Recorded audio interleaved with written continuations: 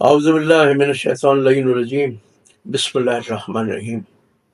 سامعین و ناظرین کرام، السلام علیکم۔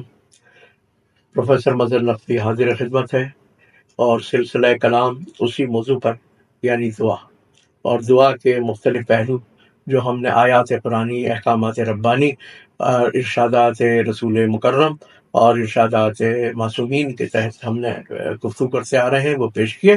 تو آج ہم دعا کے معنی فوائد کیا ہیں۔ اچھا دیکھیے، فوائد کیا ہیں، تو یہ جتنی احادیث اور جو اللہ کے اس کے اندر آپ دیکھیں، اس سے اخذ کریں تو وہ آپ کو سمجھ آتے ہیں۔ ہم نے یہاں یہ کیا کہ وہ فوائد کو پوائنٹ آؤٹ کر لیا ہے، تو ہم اس کا آپ کے سامنے رکھتے ہیں کہ دعا اللہ کی بزرگی اور اپنی کم مائگی کو ہمارے احساس میں شامل کرتی ہے۔ دیکھیے ادروائز اگر ہم یہ کرتے تو یہ ہمارے لیے فقرہ ہوتا ہے کہ اللہ بڑا ہے، اللہ اکبر کا نعرہ کتنا ہم لگاتے ہیں، کیا وہ ہمارے احساس کے اندر داخل ہو جاتا ہے؟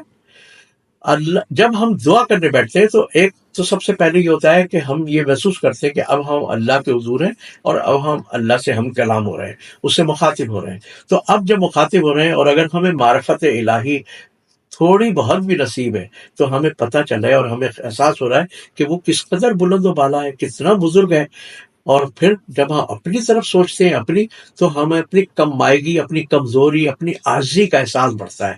تو یہ دعا کے سبب ہمارے اندر اللہ کی بزرگی کا احساس اور اپنی کم مائگی کا احساس، اور یہ بڑا اللہ کو پسند ہے، یہ احساس اللہ کو یہ خیال بہت پسند ہے کہ میرا بندہ اس طرح سے سوچے اور اس طرح سے کرے۔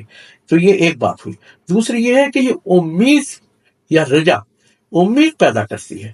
جب دعا انسان مانگتا ہے تو وہ تھوڑا سا اس بات پہ رکھتے ہوئے کہ اب اللہ اسے قبول کرے گا، تو وہ مایوس نہیں ہوتا۔ جب وہ مایوس نہیں ہوتا تو اس کی جو پاور آف ایکٹیویشن ہے، وہ کام کرنے کی جو صلاحیت ہے، وہ مردار نہیں ہوتی، کمزور نہیں ہوتی، بلکہ اس امید کے سہارے پہ وہ دنیا کے کام بھی، اپنی زندگی کے کام بھی، کسب حلال ہو اور جو بھی کام ہو، حقوق العباد ہو، اس سلسلے میں مستعد رہتا ہے۔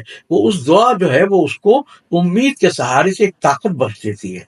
پھر آپ یہ دیکھیں کہ غم اور یاس کے کیفیت کے اندر اگر دعا کی جا رہی ہے، یعنی بہت مایوسی ہے، مصیبتوں میں، بہت غم و آلام میں ہم دبے ہوئے ہیں، اور اس وقت جب ہم دعا کر رہے ہیں تو وہ دعا ہمارے اسی کنیکشن کی وجہ سے، ہمارے اسی خیال، یعنی وہ کنیکشن جو ہم اللہ کی بزرگی، اللہ کی حاکمیت اور اس کی طاقت اور اپنی کمزوری اور ضرورت کے ساتھ جو سوچتے ہیں، تو وہ ہمیں ایک ڈھارس دیتا ہے، ہماری کمزوری کو کم کر دیتا ہے، ہماری کمزوری کو دور کر دیتا ہے، یا ہمیں سہارا دے دیتا ہے۔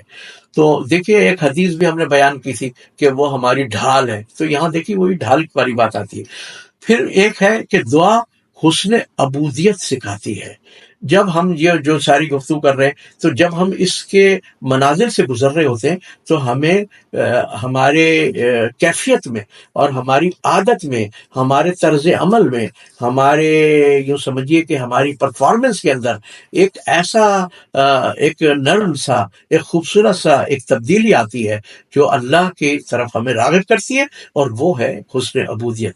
ہم بندے ہیں اس کے، وہ ہمارا آقا ہے، وہ معبود ہے، ہم غلام ہیں۔ تو اب اس کے ساتھ ہمارے اعتبار میں، ہمارے احساسات میں، ہمارے خیالات میں، ہمارے اعمال کے اندر ایک جو طرز عمل میں جو تبدیلی ہوتی ہے، وہ بندگی کی ایک خوبصورت عمل ہے۔